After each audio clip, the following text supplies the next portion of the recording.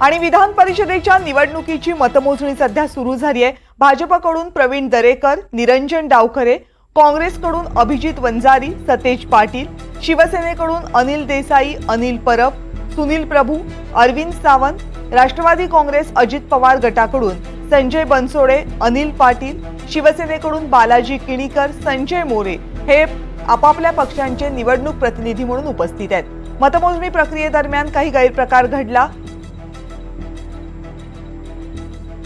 तर याच आमदारांना ऑब्जेक्शन घेण्याचा निवडणूक आयोगाकडे मतमोजणी कक्षामध्ये अधिकार असेल।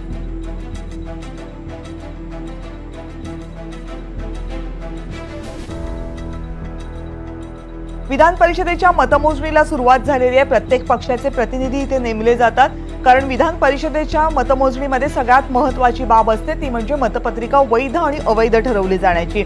अगदी छोट्या छोट्या गोष्टींवरून एखादी मतपत्रिका अवैध ठरवली जाऊ शकते आणि ज्या पक्षाचे उमेदवार आहेत त्या पक्षांना आपापले प्रत्येकी 2 प्रतिनिधी द्यायचे असतात, जेणेकरून जर एखादी मतपत्रिका अवैध ठरवली आणि त्या मतपत्रिकेवर त्या पक्षाचा आक्षेप असेल तर तो नोंदवता यावा, यासाठी या प्रतिनिधींची नेमणूक केली जाते। त्याप्रमाणे सर्वच पक्षांनी आपापल्या प्रतिनिधींची नेमणूक केलेली आहे। मतमोजणीला सुरुवात झालेली आहे।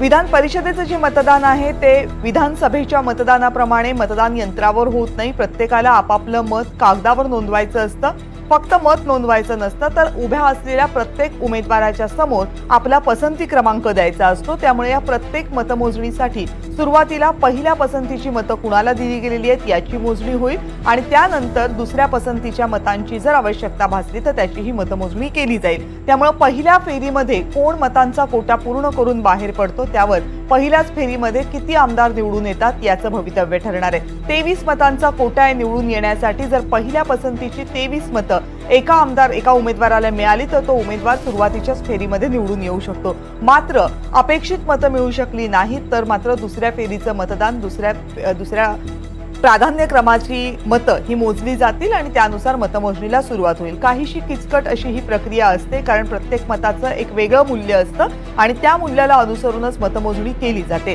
त्यामुळे कोण मतांचा कोटा आधी पूर्ण करतंय यावर सुरुवातीचे आमदार कोण निवडून येतात हे ठरेल। 12 पैकी 11 आमदार निवडून विधान परिषदेवर जातील, मात्र एक आमदार कोणाचा पडणार, महायुतीचा की महाविकास आघाडीचा, याकडे आता लक्ष आहे। दोनही बाजूंना, महाविकास आघाडीला आणि महायुतीला सुद्धा अपक्षांची आणि इतर पक्षांच्या मतांची गरज होती। त्यामुळे कुणी हे मतदान आपल्या बाजूने वळवले यावर सुद्धा निवडणुकीचा निकाल अवलंबून असेल। आणि सगळ्यात आणखीन एक महत्त्वाची बाब म्हणजे गुप्त मतदान पद्धती असल्यामुळे कुणी कुणाला मत दिले हे कळत नाही, त्यामुळे क्रॉस वोटिंग होण्याची शक्यता या निवडणुकीमध्ये नाकारता येत नाही। त्या दृष्टीने सुद्धा मतं नेमकी कुणी कुणाला दिलीत याची चर्चा सध्या विधिमंडळाच्या आवारात दिसते।